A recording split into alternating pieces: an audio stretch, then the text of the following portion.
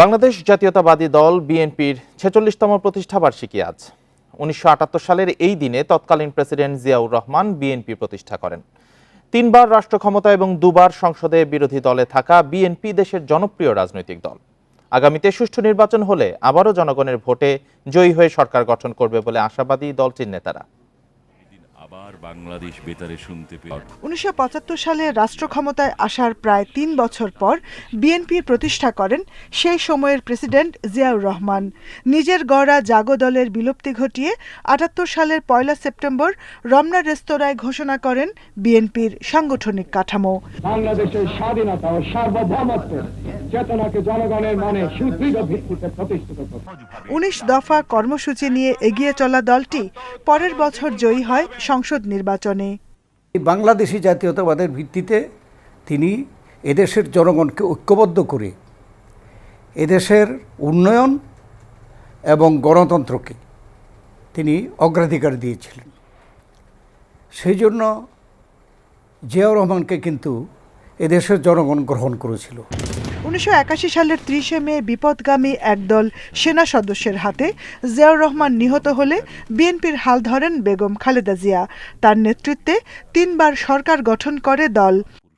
যে দেশনেত্রী বেগম খালেদা জিয়া আসার পরে তাকে দীর্ঘ সংগ্রাম করতে হয়েছে। এই দলকে সংগঠিত করা, ইউনিয়ন পর্যায়ে তরুণদের মাঝখানে যে জাতীয়তাবাদের প্রতি যে আকৃষ্ট করা, সবটাই কিন্তু বেগম জিয়ার অবদান।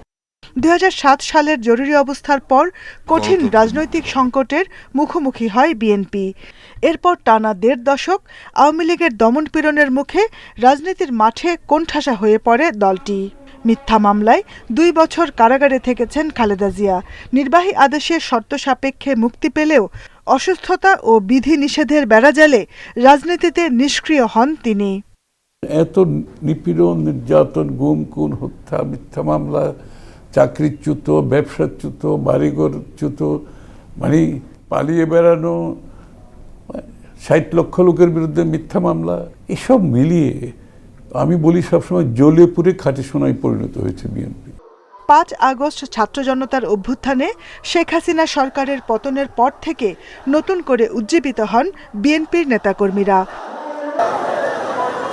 তারেক রহমানের দেশে ফেরার অপেক্ষায় আছেন তারা।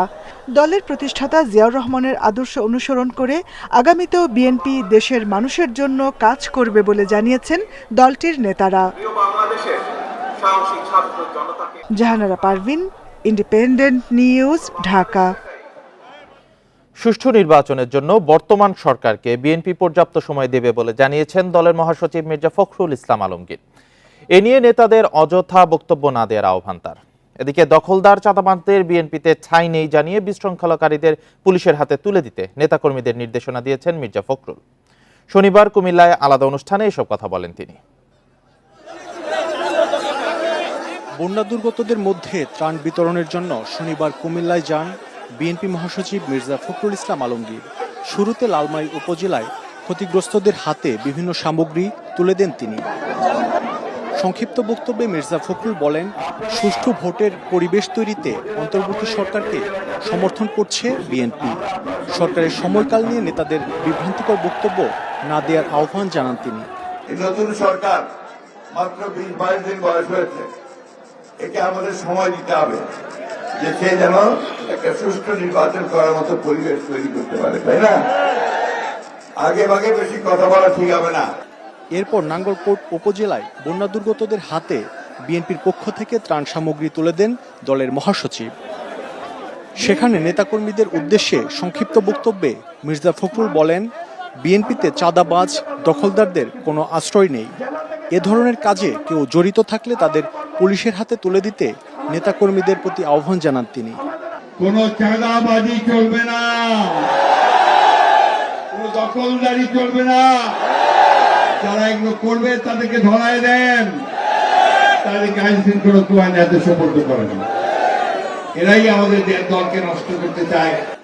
এরপর কুমিল্লার সোয়াগঞ্জ সহ কয়েকটি এলাকায় বিএনপির পক্ষ থেকে ত্রাণ বিতরণ করেন তিনি। বন্যা শুরুর পর থেকে বিভিন্ন জেলাতে ত্রাণ কার্যক্রম শুরু করেছে বিএনপি। তার অংশ হিসেবে কুমিল্লার বিভিন্ন এলাকাতে ত্রাণ বিতরণ করেছেন বিএনপি মহাসচিব মির্জা ফখরুল ইসলাম আলমগীর। এসব কর্মসূচিতে আসা নেতাকর্মীরা জানান, বন্যাসহ যে কোনো দুর্যোগে আক্রান্তদের পাশে থাকবেন তারা। মাহমুদ শরীফ, ইন্ডিপেন্ডেন্ট নিউজ, কুমিল্লা। সংবিধান সংশোধন করে তত্ত্বাবধায়ক সরকার ফিরিয়ে আনার দাবি ডক্টর কামাল হোসেনের। প্রধান উপদেষ্টার সঙ্গে বৈঠকে তিনি আরও বলেন, রাজনৈতিক সরকারের অধীনে নিরপেক্ষ নির্বাচন সম্ভব নয়। এদিকে নির্বাচনের চেয়ে রাষ্ট্রীয় সংস্কারে বেশি গুরুত্ব দিয়েছে জাতীয় পার্টি ও এলডিপি। নেতাদের মতে এমন সংস্কার করা উচিত যাতে ভবিষ্যতে কেউ রাষ্ট্রের ক্ষতি করতে না পারে। সংস্কার ও নির্বাচন ইস্যুতে রাজনৈতিক দলগুলোর সঙ্গে আলাদাভাবে বৈঠক করেছেন প্রধান উপদেষ্টা। শনিবার রাষ্ট্রীয় অতিথি ভবন যমুনায় জাতীয় পার্টি, গণফোরাম, এলডিপি ও ইসলামিক দলগুলোর সঙ্গে মতবিনিময় করেন। এ সময় সংবিধান সংশোধনের দাবি জানিয়েছেন গণফোরামের প্রতিষ্ঠাতা সভাপতি ও সংবিধান বিশেষজ্ঞ ডক্টর কামাল হোসেন। তিনি চান তত্ত্বাবধায়ক সরকার ব্যবস্থা আবার ফিরিয়ে আনা হোক। মাননীয় প্রধান উপদেষ্টার কাছে বলেছি যে আপনি অবশ্যই এই সংবিধানে তত্ত্বাবধায়ক সরকার ব্যবস্থা পুনঃপ্রতিষ্ঠার উদ্যোগ নেবেন। জাতীয় নির্বাচনের পরিবেশ তৈরিতে আগে স্থানীয় সরকার নির্বাচনের রোডম্যাপ করার পরামর্শ দেয় লিবারেল ডেমোক্রেটিক পার্টি। তবে দীর্ঘ সময় না নেয়ার পরামর্শ দেন অলি আহমেদ। এই ৮৩টি যে প্রস্তাব সুপারিশ আমরা দিয়েছি, এগুলি যেগুলি উনি মনে করবেন অন্তর্বর্তীকালীন সরকারের জন্য যেগুলি সংস্কারের জন্য প্রয়োজন বা নিয়মিত রুটিন কাজের জন্য প্রয়োজন, এগুলি গ্রহণ করবেন, বাকিগুলি গ্রহণ করার প্রয়োজন নাই। আমাদের মূল লক্ষ্য হলো একটা পরিচ্ছন্ন বাংলাদেশ। নির্বাচনের আগে সব জায়গায় সংস্কার চেয়েছে জাতীয় পার্টিও। তাদের মতে সুশাসন প্রতিষ্ঠায় সংবিধান সংস্কারের বিকল্প নেই। সংস্থাগুলিতে আগে গুরুত্ব দিয়ে সংস্থাগুলি করা হোক এবং সংস্থাগুলি করতে গিয়ে যতটুকু সময় লাগে সেই বিষয়ে জাতীয় পার্টির পক্ষ থেকে সমর্থন থাকবে। নির্বাচনের জন্য যৌক্তিক সময় দিতে রাজি ইসলামিক দলগুলোও। আফসানা আফরোজ জুই, ইন্ডিপেন্ডেন্ট নিউজ, ঢাকা। রাজনৈতিক দলগুলোর প্রস্তাবনার ভিত্তিতে রাষ্ট্রীয় সংস্কারের রূপরেখা করছে অন্তর্বর্তী সরকার। শনিবার কয়েকটি রাজনৈতিক দলের সাথে প্রধান উপদেষ্টার বৈঠক শেষে সংবাদ সম্মেলনে এই কথা জানান প্রধান উপদেষ্টার বিশেষ সহকারী মাহফুজ আলম। তিনি জানান, ধারাবাহিক প্রক্রিয়ার অংশ হিসেবে রাজনৈতিক দলগুলোর সাথে আলোচনা করছে অন্তর্বর্তী সরকার। এতে উঠে এসেছে সংবিধান, বিচারিক প্রক্রিয়া, প্রাতিষ্ঠানিক সংস্কার সহ বিভিন্ন বিষয়। মাহফুজ আলম জানান, ইসলামী দলগুলো বিভিন্ন সময়ে কর্মীদের হত্যাকাণ্ডের নিরপেক্ষ তদন্ত চেয়েছেন। প্রধান উপদেষ্টা দলগুলোকে বলেছেন, রাষ্ট্রকে মেরামতের এটাই সুবর্ণ সুযোগ। ক্ষমতা জনগণের কাছেই যাবে, তবে তার জন্য ধৈর্য ধরতে হবে। প্রধান উপদেষ্টার বিশেষ সহকারী জানান, বৈঠকে অপরাধীদের মানবাধিকার লঙ্ঘন করা যাবে না বলেও একমত পোষণ করা হয়েছে। এছাড়াও সবার মতামতের ভিত্তিতে জাতীয় ঐক্যমতের ভিত্তিতে সংবিধান সংশোধন বা পরিমার্জন করা হবে।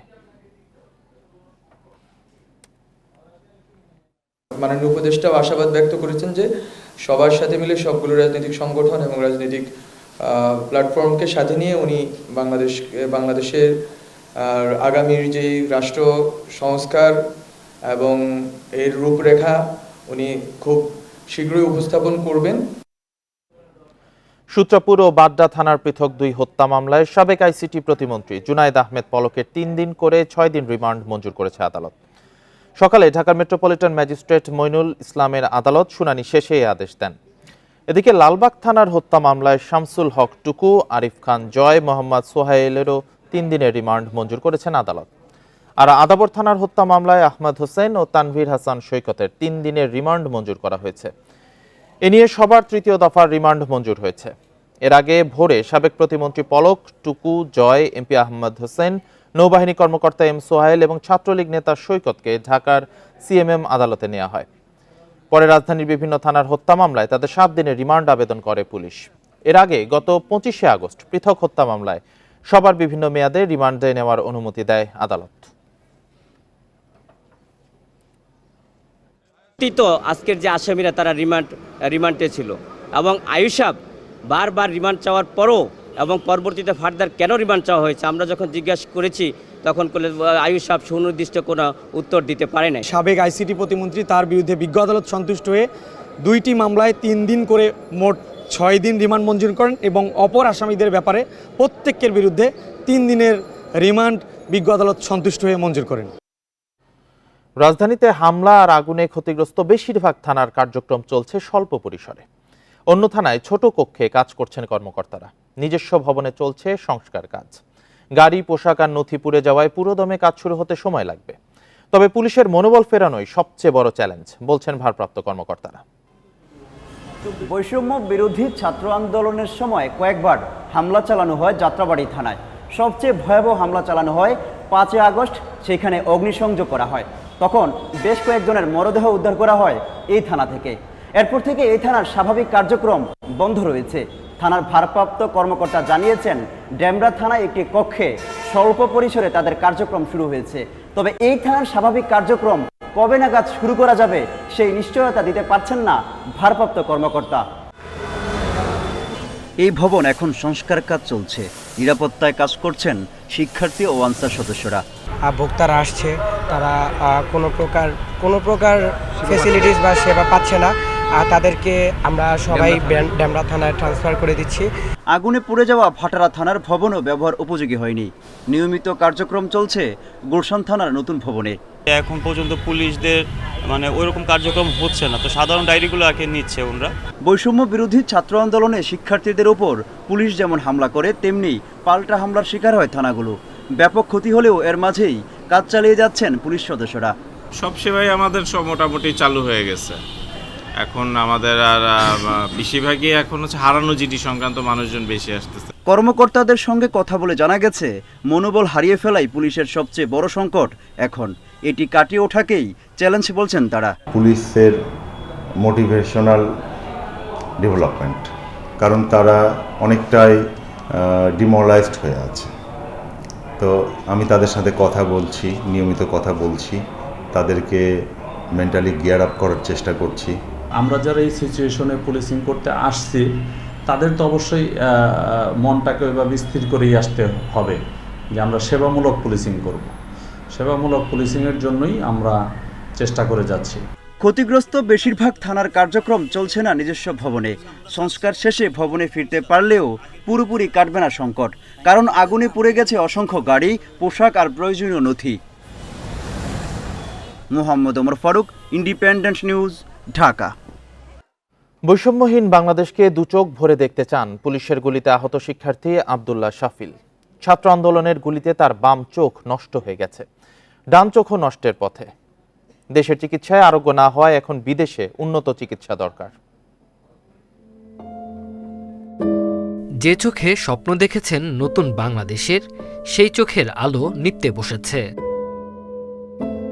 বাগেরহাটের কৃষক সন্তান, নর্দার্ন ইউনিভার্সিটির শিক্ষার্থী আব্দুল্লাহ শাফিলের দিন কাটে খুলনার ভাড়া বাসায় শুয়ে বসে। মাঝে মাঝে চমকে ওঠেন 2 আগস্ট বৈষম্য বিরোধী শিক্ষার্থীদের মিছিলে পুলিশের গুলি চালানোর মুহূর্তগুলো স্মরণ করে। জাতীয় চক্ষু বিজ্ঞান ইনস্টিটিউট সহ একাধিক হাসপাতালে চিকিৎসা নিয়েও বাঁচেনি বাম চোখ, ডান চোখও নষ্টের পথে। এক চোখে আমি দেখছি ঘোলা ঘোলা, অন্য চোখে তো কিছু দেখতেই পাচ্ছি না, যার ফলে আমার বাস্তব জীবনই ঘোলাটে হয়ে গেছে। আমার পড়াশোনার গণ্ডির কথা তো আর নাই বললাম, আমার জীবনের পরিণতি কি হতে যাচ্ছে আমার জানা নেই। শাফিলের মা মাসুমা আক্তার জানান, ছেলের চোখ ফিরে পেতে বিদেশে উন্নত চিকিৎসা দরকার। ওর যে সমস্যা সেটা তো ট্রিটমেন্ট করা আমাদের জন্য অনেক কঠিন। সিঙ্গাপুরে ওর এই ট্রিটমেন্টটা সম্ভব হবে। আমার দাবি আমার সন্তানের ট্রিটমেন্ট, যাতে ও সুস্থ স্বাভাবিকভাবে 2 চোখ ভরে পৃথিবী ওর মাকে দেখতে পারে। ওর দেশের জন্য যা করছে, এখন ওর দেশটাকে যেন প্রাণ ভরে দেখতে পারে।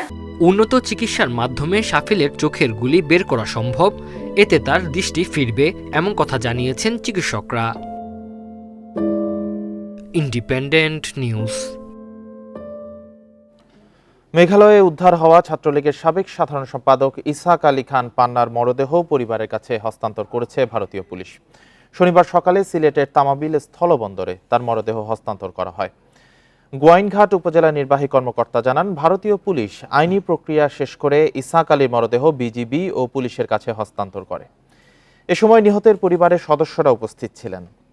শেষে পরিবারের কাছে মরদেহ হস্তান্তর করা হয়। গত 26শে আগস্ট ভারতের অভ্যন্তরে কেন্দ্রীয় ছাত্রলীগের সাবেক সাধারণ সম্পাদক ইসহাক আলী খান পান্নার মরদেহ উদ্ধার করে ভারতীয় পুলিশ। পরে তার স্বজনদের আবেদনের প্রেক্ষিতে ভারতীয় পুলিশ মরদেহ হস্তান্তর করে।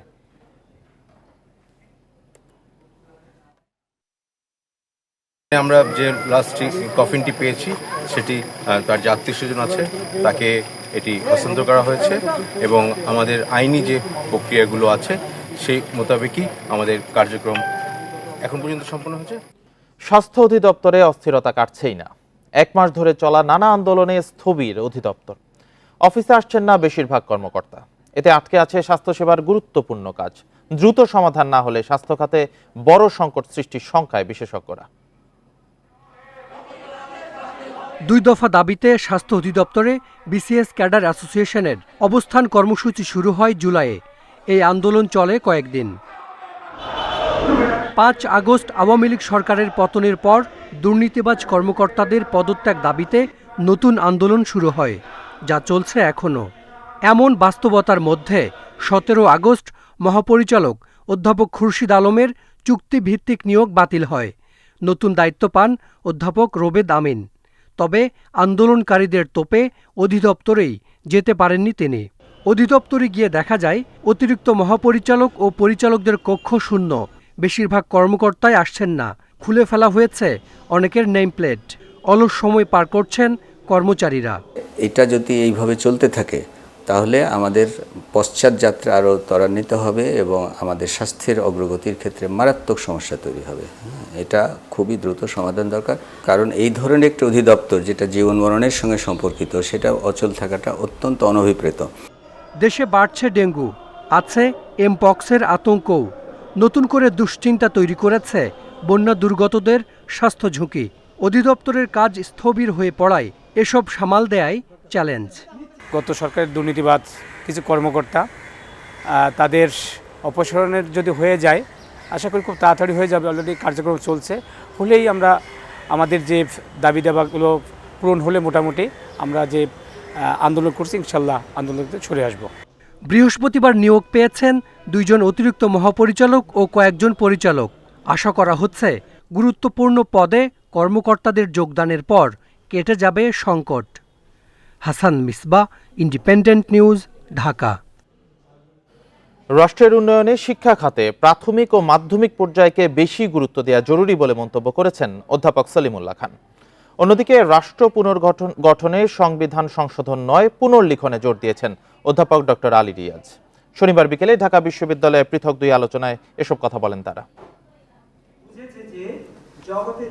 জাতির পুনর্গঠনে শিক্ষার বিকল্প নেই, তাই শিক্ষা খাতে সংস্কারে জোর দিতে আলোচনা সভার আয়োজন করে জুলাই গণপরিষদ। গেল 15 বছরে কিভাবে শিক্ষা ব্যবস্থা ধ্বংসের পথে হেঁটেছে তা তুলে ধরেন বক্তারা। আমাদের এখানে শিক্ষা হলো বাংলাদেশ রাষ্ট্র বহুদিন ধরে প্রজেক্টে চলে। গত 12-13 বছর এটা মহামারী আকার ধারণ করেছে। পৃথিবীর মনে হয় সবচেয়ে এখন একদম কি বলে এটাকে দুর্বলতম এবং সবচেয়ে সমালোচিত প্রথা সম্ভবত সার্টিফিকেট প্রথা। যে সার্টিফিকেট আপনি কালকে বানাইতে পারেন, আজকে চাকরি নিতে পারেন। দেশে প্রাথমিক ও মাধ্যমিক বিভিন্ন বিষয়ে অবহেলার কথা তুলে ধরে যৌক্তিক সংস্কারের কথা জানান বিশিষ্ট চিন্তাবিদ অধ্যাপক সলিমুল্লাহ খান। কারিগরি শিক্ষা করতে গিয়ে কোন জিনিসটা বাদ দিচ্ছি, এটার নাম হচ্ছে মানুষবাদ।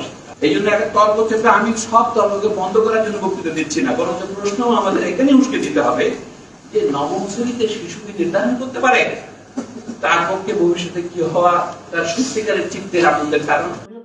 এদিকে সংবিধান সংশোধন না পুনর্গঠন তা নিয়ে আলোচনার আয়োজন করে অরাজনৈতিক নাগরিক প্ল্যাটফর্ম স্পিক বাংলাদেশ। যখন আমরা বলছি মুক্তিযুদ্ধের চেতনা, এটা একটা গণহত্যাকারী চেতনা পরিণত করতে হবে, তাই না?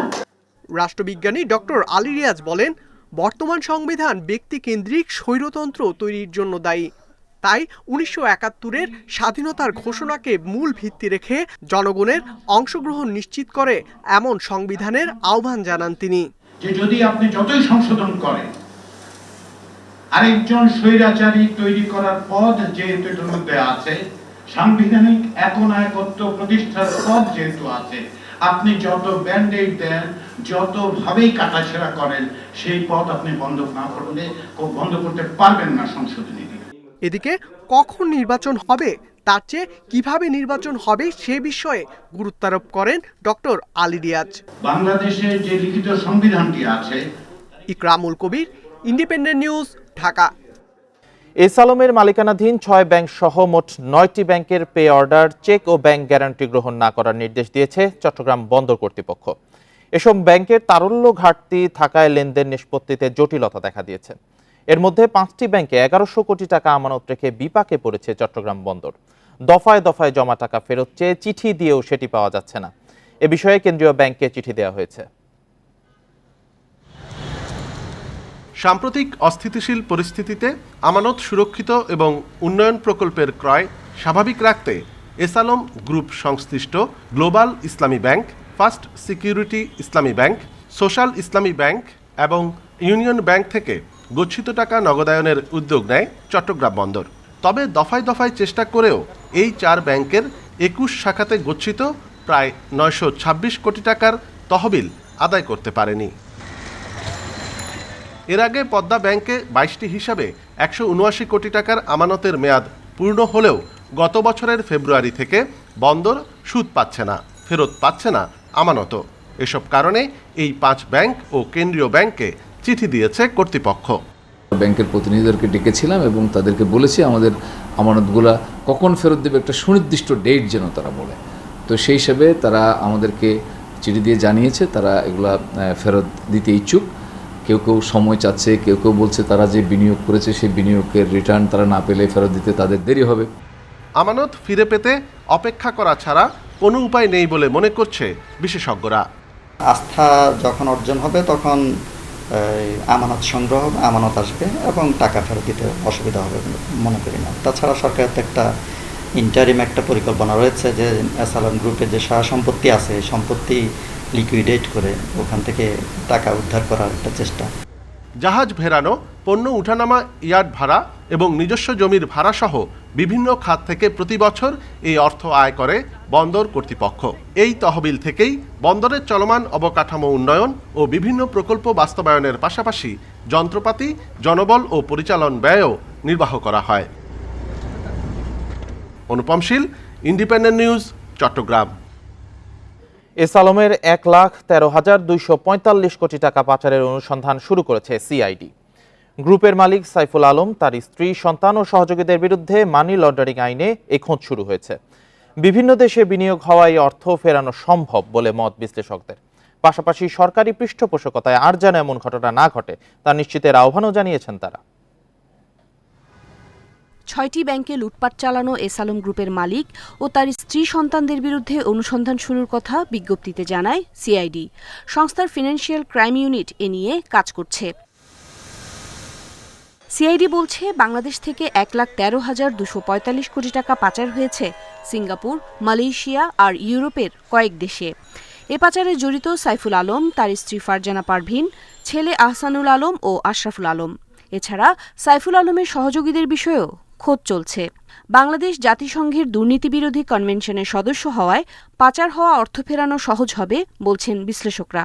যথাযথ প্রক্রিয়ায় সেটা সংশ্লিষ্ট দেশে বাজেয়াপ্ত করে এবং তারপর পরবর্তীতে সেটাকে দেশে আমাদের দেশে ফিরিয়ে আনা এবং যে ব্যক্তি বা তার পরিবার তাদের সকলকে দেশে ফেরত, যদি বিদেশে থাকেন তারা দেশে ফেরত এনে তাদেরকে জবাবদিহিতা নিশ্চিত করা অবশ্যই সম্ভব। অভিযোগ রয়েছে সরকারি পৃষ্ঠপোষকতায় দুর্নীতিতে অপ্রতিরোধ্য হয়ে ওঠে এস আলম গ্রুপ। বিনিয়োগের নামে 95,000 কোটি টাকা লুট করে 6টি ব্যাংক থেকে। ভবিষ্যতে এমন ঘটনা ঠেকাতে শক্ত ব্যবস্থা চান বিশ্লেষকরা। এস আলম বা তার পরিবার এবং তার পরিবার এই ধরনের কিছু কিছু ক্ষেত্রে দৃষ্টান্ত স্থাপন করা যায়, তাহলে কিন্তু পরবর্তীতে দুইটা জিনিস হবে। এক হচ্ছে যে অন্য সকলের ক্ষেত্রে যে পাচারকৃত অর্থ ফেরত আনা সম্ভব সেটি যেরকম প্রতিষ্ঠিত হবে এবং একই সাথে পাচারের যে প্রতিরোধমূলক কাজটি সেটাও কিন্তু সম্পন্ন হবে আমরা মনে করি। পাচার হওয়া অর্থ ফেরত আনতে সব সংস্থার সমন্বিত উদ্যোগের পরামর্শও দেন বিশ্লেষকরা। উমনাহার আজমি, ইন্ডিপেন্ডেন্ট নিউজ, ঢাকা। দেশের খোলা বাজারে ডলারের দর স্থিতিশীল হয়ে আসছে। ব্যাংকের সঙ্গে কমেছে দামের ব্যবধানও। মানি এক্সচেঞ্জগুলো বলছে ব্যাংকিং চ্যানেলে প্রবাসীদের রেমিটেন্স পাঠানোর প্রবণতা বেড়েছে। ব্যাংকাররা বলছেন এখনো আমদানির ঋণপত্র খোলার বাড়তি চাপ নেই। এদিকে প্রবাসী আয় কেনায় বিদেশি এক্সচেঞ্জ হাউসগুলোকে ডলারের দর 120 টাকার বেশি না দেওয়ার সিদ্ধান্ত ব্যাংকগুলোর। চলতি মাসের প্রথম 28 দিনে প্রবাসীরা রেমিটেন্স পাঠিয়েছে 207 কোটি ডলারের বেশি। গড়ে দৈনিক এসেছে 7 কোটি 40 লাখ ডলার। যা আগের মাসের তুলনায় প্রায় 20 ভাগ বেশি। প্রবাসীরা ব্যাংকিং চ্যানেলে ডলার প্রতি দাম পাচ্ছেন 119 টাকা, মিলছে 2.5% নগদ প্রণোদনাও। এতে খোলা বাজারে ডলার বিক্রির প্রবণতা কমেছে। ব্যাংকের রেট আগে একটু কম ছিল, এখন একটু বাড়াইছে, তো এই জন্য ব্যাংকের দিকে সবাই করতে আছে, ধাবিত হচ্ছে। বাংলাদেশ ব্যাংকের যে রেট, এই রেটের সাথে কারমার্কেটের রেটের একটা সামঞ্জস্যতা এসে পড়ছে। এখন মনে হয় স্থিতিশীল আছে। মাঝখান দিয়ে যখন ছাত্র আন্দোলনের পরে একটু রেট উপরে উঠে গেছিল, প্রায় 125 টাকার উপর চলে গেছিল।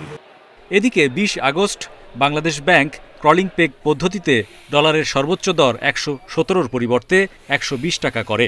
ব্যাংকগুলো এখন রপ্তানি বিল ও প্রবাসী আয়ের বৈদেশিক মুদ্রা কিনছে 119 টাকার মধ্যে। ব্যাংকাররা বলছেন এখনও আমদানির বাড়তি চাপ তৈরি হয়নি।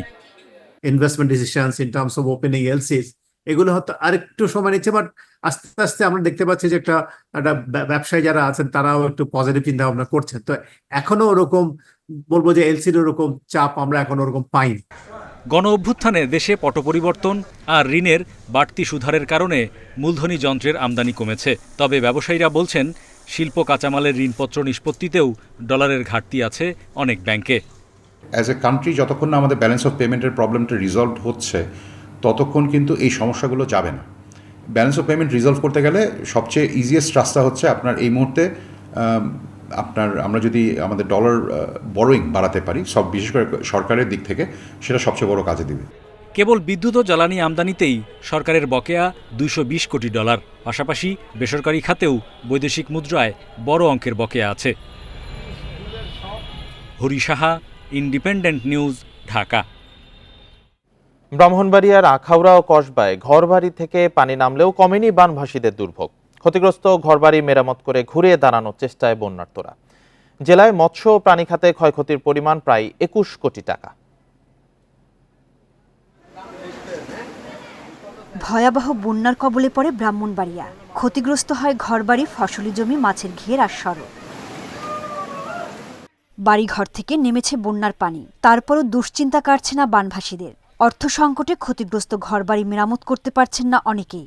বান পাইঙ্গা এরপরে আমরা ওই দিকেই রয়েছি, আমরা গরু বাছুর ঘর বাড়ি যা কিছু আছে সব বন্ধ হয়ে গেছে। মালপত্র কোনো কিছুই না, কোনো বাড়ি কোনো চিহ্নই নাই। সরকারি হিসেবে ক্ষতিগ্রস্ত হয়েছে 2 উপজেলার 8 ইউনিয়ন এবং 1 পৌরসভার 80,000 মানুষ। চাল ও নগদ টাকা বরাদ্দের পাশাপাশি ক্ষতিগ্রস্তদের ঘর নির্মাণে দেওয়া হবে টিন। ভিটি সহ চলে গেছে 2টাই ঘরের, বাকি ঘরগুলোর ভিটি আছে, কিন্তু আমার স্ট্রাকচার নির্মাণ করতে হবে। বিভিন্ন বেসরকারি সংগঠন ইতিমধ্যে তাদেরকে সহায়তা করেছে, আর সরকারের পক্ষ থেকে আমরা তাদেরকে টিন এবং নগদ অর্থ দিয়ে সহায়তা করার জন্য আমরা চিঠি পাঠিয়েছি। এদিকে বন্যায় জেলায় 860টি পুকুরের মাছ ভেসে গেছে। মৎস্য প্রাণী খাতে আর্থিক ক্ষতির পরিমাণ প্রায় 21 কোটি টাকা। 3 থেকে 4 লক্ষ টাকার মাছ আমার এখানে চলে গেছে। প্রত্যেকটা মাছ বিশাল বড় বড় মাছ, 4 কেজি 5 কেজি মাছ। একটা পুকুর তো একদম মাছ বিলীন হয়ে গেছে, একটা তো জাল টাল দিয়ে বেড়াচ্ছে। যে 3টা পুকুরে মাছ বিলীন হয়েছে, আমরা ধারণা করুম 7 থেকে 8 লাখ টাকার মাছ চলে গেছে। আখাউড়ায় ক্ষতিগ্রস্ত সড়ক মেরামত করে চলাচলে উপযোগী করা হয়েছে। Independent news. লক্ষ্মীপুরে ধীরে নামছে বন্যার পানি। 1 সপ্তাহের বেশি দূষিত পানি ভেঙে দৈনন্দিন কাজ করছে মানুষ। আশ্রয় কেন্দ্রেও বিশুদ্ধ পানির তীব্র সংকট। এতে বাড়ছে ডায়রিয়া, চর্ম, নিউমোনিয়া সহ বিভিন্ন রোগ। সিভিল সার্জন বলছেন স্বাস্থ্য ঝুঁকি কমাতে এরই মধ্যে 66টি মেডিকেল টিম কাজ শুরু করেছে। আন্তঃসীমান্ত নদীগুলোয় উজানের ঢল অনেকটাই কমেছে, তবে বন্যা থেকে লক্ষ্মীপুরের মানুষের নিস্তার মেলেনি এখনো। 5 উপজেলার 58 ইউনিয়নে 10 লাখ বাসিন্দা পানিবন্দী।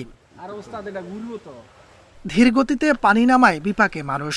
দূষিত পানিতে চলাফেরার কারণে বাড়ছে চর্মরোগ, আর বিশুদ্ধ পানির অভাবে ডায়রিয়ায় ভুগছেন অনেকে। নানান রোগে আক্রান্ত হয়ে যেমন জ্বর, ঠান্ডি, কাশি এগুলো দেখা দিয়েছে। কোনো অনুদান নাই, এই পর্যন্ত আমরা কিছু পাই না, সব অনুদান অন্যদিকে যাইতেছে। এসব রোগে শিশু ও বৃদ্ধরাই আক্রান্ত হচ্ছেন বেশি। এদিকে 188টি আশ্রয়কেন্দ্রে থাকা 30,000-এর বেশি পরিবারের জন্য পানি বিশুদ্ধ করার ট্যাবলেটের সংকট রয়েছে। এতে এসব জায়গায়ও নানা রোগে ভুগছেন মানুষ। এখানে কোনো ওষুধপাতির ব্যবস্থা নাই, না থাকার কারণে বিভিন্নভাবে মানুষ হয়রানি ভুগছে। ডায়রিয়া, সর্দি, জ্বর, কাশি, অ্যালার্জি, আমরা কোনো কারোর থেকে আজ পর্যন্ত কোনো ওষুধ বিষুধের কোনো পাইতেছি না। বন্যা পরবর্তী স্বাস্থ্য ঝুঁকি বিবেচনায় জেলায় 66টি মেডিকেল টিম মাঠে নেমেছে। এছাড়া ঢাকা থেকেও আনা হয়েছে একাধিক চিকিৎসক দল। বন্যার পানির কারণে আমরা তাদেরকে ওখানে মেডিকেল টিমের মাধ্যমে সহায়তা দিচ্ছি। আমাদের স্বাস্থ্য বিভাগের মেডিকেল টিম ছাড়াও বৈষম্য বিরোধী ছাত্র আন্দোলনের পক্ষ থেকে মেডিকেল টিম এসছে এবং এছাড়াও বিভিন্ন স্বেচ্ছাসেবী সংস্থার পক্ষ থেকেও মেডিকেল টিম বেশ কয়েকটা কাজ করে যাচ্ছে, ওরা আমাদের সাথেও সহযোগিতা করছে। গত এক সপ্তাহে লক্ষ্মীপুরের অন্তত 20,000 মানুষকে পানিবাহিত বিভিন্ন রোগের চিকিৎসা দেওয়ার কথা জানিয়েছে স্বাস্থ্য বিভাগ। Independent news. হঠাৎ ভয়াবহ বন্যায় কুমিল্লায় কৃষি ও মৎস্য খাতে ক্ষয়ক্ষতি হয়েছে প্রায় 12.5 কোটি টাকার। কৃষি ও মৎস্য বিভাগের প্রাথমিক সমীক্ষায় এ ক্ষতির পরিমাণ জানা গেছে। বন্যার পানি ধীর গতিতে নামতে থাকায় ক্ষতির পরিমাণ আরও বাড়তে পারে বলে আশঙ্কা করছেন সংশ্লিষ্টরা। গোমতীর পানি কমে আসায় কুমিল্লার উত্তরের উপজেলাগুলোতে ধীরে ধীরে পানি নামছে, তবে এখনো তলিয়ে দক্ষিণের 4 উপজেলা। বন্যায় কুমিল্লার অন্তত 70,000 হেক্টর কৃষি জমি ডুবেছে। সবচেয়ে বেশি ক্ষতিগ্রস্ত রোপা, আমন ও সবজির ক্ষেত। এ পর্যন্ত কৃষি খাতে 850 কোটি টাকার ক্ষতির প্রাথমিক তথ্য দিয়েছে কৃষি অধিদপ্তর। আমাদের কিছু প্রণোদনা কার্যক্রম আছে সরকারের পক্ষ থেকে, কিছু বীজ সহায়তা কার্যক্রম আছে। এটা হলো আমরা রোপা আমনকে যদি আমরা একটু ক্ষতি কৃষকদেরকে সাপোর্ট দিতে চাই, সেই লক্ষ্যে সরকার চেষ্টা করছে যে তাদেরকে একটু বীজ সহায়তার সাথে কিছু সার 10 কেজি ডিএপি, 10 কেজি এমওপি এবং হয়তো কিছু নগদ সহায়তা থাকবে। ব্যাপক ক্ষতি হয়েছে মৎস্য খাতেও। এখন পর্যন্ত তলিয়েছে 2,500 মাছের ক্ষেত, ভেসে গেছে 2টি পোনা উৎপাদন কেন্দ্র। প্রাথমিকভাবে মৎস্য খাতে 400 কোটি টাকার ক্ষতির তথ্য মিলেছে। জাল দিয়ে বেড়া দিছি, ভাবছিলাম যে সকালবেলা চারোদিকে পানি, তো সাপ টাপ অনেক কিছু পারে উঠা যাইতেছে। তো আমরা বলছিলাম সকালবেলা এসে আবার জাল দেবো। সকালবেলা এসে দেখি এই জমিগুলো প্রায় এটার উপরে কোমর সমান পানি উঠে গেছে। আমরা গ্রামের রেশতলি এক বেড়ায় আবার 50টা ফুসকুনি আছিল, সব তলাই লই গেছে। বাস স্বল্প সুদে কিছু ঋণ দেওয়ার ব্যবস্থা, এই ধরনের বিষয় এটা সরকারের এই ধরনের পরিকল্পনায় আছে। অনেকে আছে যে আপনার কিস্তি দেওয়ার বিষয়গুলো, যে সুদের কিস্তিগুলো যেভাবে দেওয়া হয়, সেক্ষেত্রে হয়তো কিছু সিদ্ধান্ত উপর থেকে আসবে। পানি নামার পর উপজেলা ভিত্তিক ক্ষতি নিরূপণ করে ব্যবস্থার আশ্বাস প্রশাসনের।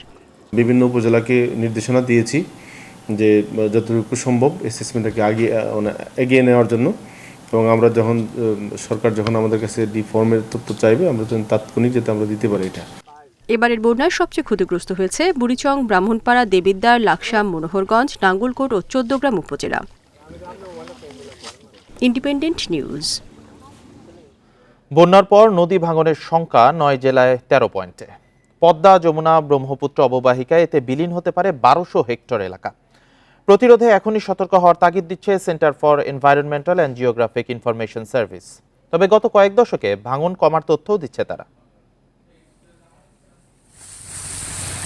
এবারের মৌসুমে ঝুঁকিমুক্তই থাকছে পদ্মা অববাহিকা। ফারাক্কায় পানির চাপ বাড়লেও চাঁপাইনবাবগঞ্জ, রাজশাহীতে বড় বন্যার সুযোগ কম।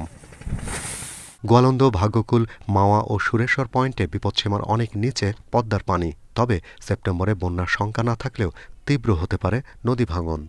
বন্যা ডেঞ্জার লেভেলে না গেলেও যেহেতু সমুদ্রের পানি কমতেছে এবং উপর থেকে পানি আসতেছে, কাজেই প্রবাহ বা ভ্যালোসিটি কিছুটা বাড়ার সম্ভাবনা আছে। এতে করে কিন্তু ভালনারেবল এলাকাগুলা একটা চাপ পড়বে নদী ভাঙন। পদ্মার পাশাপাশি ব্রহ্মপুত্র, যমুনা অববাহিকাও বন্যার সংখ্যা কম। তবে এখানে নদী ভাঙতে পারে সেপ্টেম্বরে। কুড়িগ্রাম, গাইবান্ধা, সিরাজগঞ্জ, জামালপুর, টাঙ্গাইল, পাবনা, কুষ্টিয়া, ফরিদপুর, মাদারীপুরে এখনই নিতে হবে ব্যবস্থা। নদীর পুল যেই মাটিটি দিয়ে তৈরি হয় দুপার, সেটা এত আপনার ভলাটাইল যে একটু পানির আঘাত পেলে এটা আপনার ভাঙন ভেঙে যায়। এখন যেটা হবে, নদীর পানিটা আস্তে আস্তে নেমে যায়, তখন ওই দুপারে যে পানিটা ছিল সে পানির জন্য একটা প্রেশারের জন্য এই ভাঙনটা হয়। মানে ধীরে ধীরে ভাঙনটা এই 3টি বড় বড় নদীতে কমে এসছে। গত বছর ছিল এটা প্রায় 1400-র কাছাকাছি, তার মানে এবার আমরা যেতে দিয়েছি 1265। গোমতী মোহরী সংলগ্ন এলাকায় সাম্প্রতিক বন্যায় জমে 2 কিউবিক কিলোমিটার পানি। সে পানি নামার সময় গোমতী সহ ফেনী, মাতামুহুরীর পাড়ও পড়তে পারে ভাঙনের মুখে, তবে তা তীব্র হবে না। Shahriar Anirban, independent News, Dhaka. 3 মাস বন্ধ থাকার পর আজ থেকে পর্যটক ও বনজীবীদের জন্য খুলে দেয়া হচ্ছে সুন্দরবন। এরই মধ্যে সব ধরনের প্রস্তুতি নিয়েছেন বনজীবী ও পর্যটন সংশ্লিষ্টরা। তবে বন্যা পরিস্থিতির কারণে এবার পর্যটকের আগমন নিয়ে শঙ্কায় ট্যুর অপারেটররা। আবারও জেলেসহ বনজীবী ও পর্যটকদের বরণ করতে প্রস্তুত সুন্দরবন। 3 মাস বন্ধ থাকার পর 1 সেপ্টেম্বর থেকে উন্মুক্ত হচ্ছে এই বনভূমি। এরই মাঝে পর্যটনকে ঘিরে প্রস্তুতি শেষ করেছে ট্যুর অপারেটররা। তবে ফেনী, কুমিল্লা অঞ্চলে বন্যার কারণে পর্যটক আগমন নিয়ে তারা চিন্তায়। 1 থেকে 12 তারিখ পর্যন্ত সুন্দরবনে কারোর কোনো প্যাকেজ ট্যুর যাবে বলে মনে হয় না, কারণ বুকিং নাই এবং দেশে রাজনৈতিক পরিস্থিতি একটা প্রবলেম ছিল, আর দ্বিতীয় হচ্ছে বন্যা পরিস্থিতি অবনতি হওয়ার কারণে মানসিকভাবে লোকজন ভেঙে পড়েছে এবং পর্যটক যারা যারা আছে প্রত্যেকের একটাই কথা যে দেশের এই দুরবস্থার মধ্যে আমরা ট্যুরে যেতে রাজি না। সুন্দরবনের খুলনা অঞ্চলের বন সংরক্ষক জানান, এবারও 1 জুন থেকে 31 আগস্ট পর্যন্ত সুন্দরবনে পর্যটক ও বনজীবীদের প্রবেশে নিষেধাজ্ঞা দেয়া হয়। বনের জীববৈচিত্র্য রক্ষায় এটি সহায়ক। সেপ্টেম্বর 1 তারিখ থেকে যে সমস্ত বনজীবী প্লাস পর্যটকগণ সুন্দরবনের বন বিভাগের থেকে পাস পারমিট সংগ্রহ করে তারা আবার বনে প্রবেশ করতে পারবেন এবং তারা বন থেকে মাছ ধরতে পারবেন যে সমস্ত জায়গায় অনুমতি থেকে, এবং পাশাপাশি পর্যটকগণও সুন্দরবনের বিভিন্ন পর্যটন কেন্দ্রে প্রবেশ করতে পারবেন। এবং এই বিষয়ে আমাদের পর্যটন কেন্দ্রগুলো ইতিমধ্যে পরিষ্কার পরিচ্ছন্ন কিংবা পুরোদমে প্রস্তুতি গ্রহণ করা হয়েছে। প্রায় 10,000 বনজীবী সুন্দরবনের উপর নির্ভরশীল। অন্যদিকে প্রতি বছর লক্ষাধিক দেশি বিদেশি পর্যটক সুন্দরবনে ঘুরতে যান। Independent news. আর এই ছিল সকাল 9টার বিরতিহীন ইন্ডিপেন্ডেন্ট সংবাদে। ইন্ডিপেন্ডেন্ট সংবাদের সব খবর বিস্তারিত জানতে চোখ রাখুন ফেসবুক, ইউটিউব, এক্সে। এতক্ষণ যারা সাথে ছিলেন ধন্যবাদ সবাইকে।